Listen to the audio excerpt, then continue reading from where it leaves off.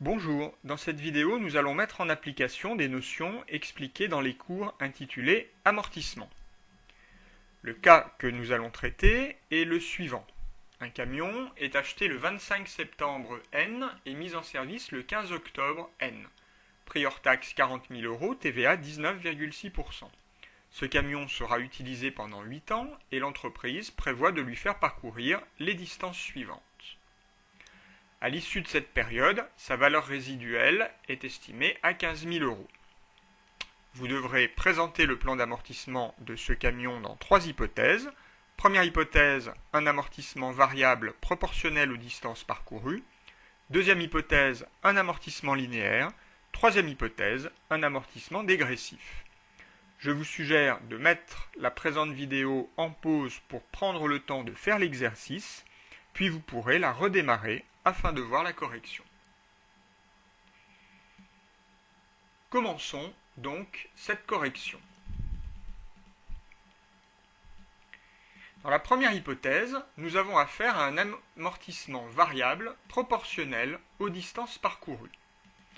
Si nous ajoutons toutes les distances que nous prévoyons de faire parcourir à notre camion pendant les 8 années d'utilisation, nous obtenons un total de 46 000 km.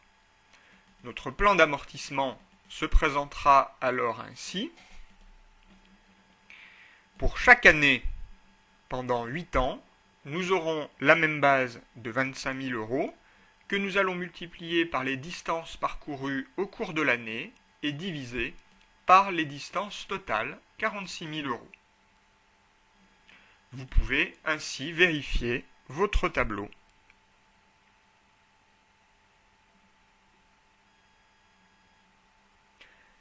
Dans la deuxième hypothèse, nous avons affaire à un amortissement linéaire.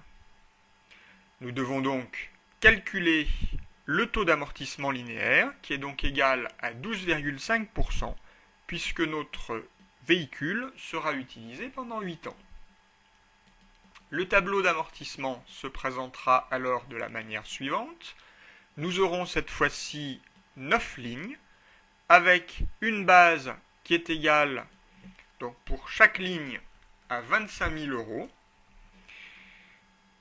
Nous multiplierons cette base par le taux d'amortissement 12,5% et sur la première ligne, nous devons faire un calcul prorata temporis.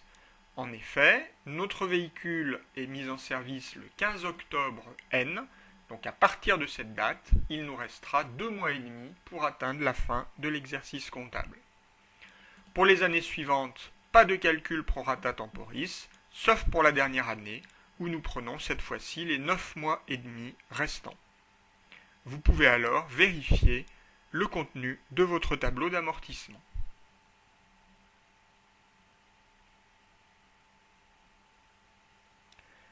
Dans la troisième hypothèse, nous avons affaire à un amortissement dégressif. Nous allons donc commencer par calculer le taux d'amortissement dégressif. Celui-ci est égal à 100 divisé par 8 fois un coefficient de 2,25 puisque nous amortissons le bien sur 8 ans. Nous obtenons un taux d'amortissement de 28,125%. Pour chaque année, nous allons comparer ce taux dégressif avec un taux dit linéaire calculé sur le nombre d'années restant. 100 divisé par 8 pour la première année, 100 divisé par 7, 100 divisé par 6, 100 divisé par 5, etc. Et nous prendrons pour chaque ligne le taux le plus élevé, c'est-à-dire pour les 5 premières années le taux dégressif et pour les 3 dernières années le taux dit linéaire. Pour la première année, il nous faudra également faire un calcul prorata temporis, mais cette fois-ci à partir du premier jour du mois d'acquisition, c'est-à-dire ici à partir du 1er septembre. Nous aurons donc 4 mois entre le 1er septembre et le 31 décembre. Pour les autres lignes, nous n'aurons pas à faire de calcul prorata temporis. Vous pouvez donc vérifier le contenu de votre tableau d'amortissement.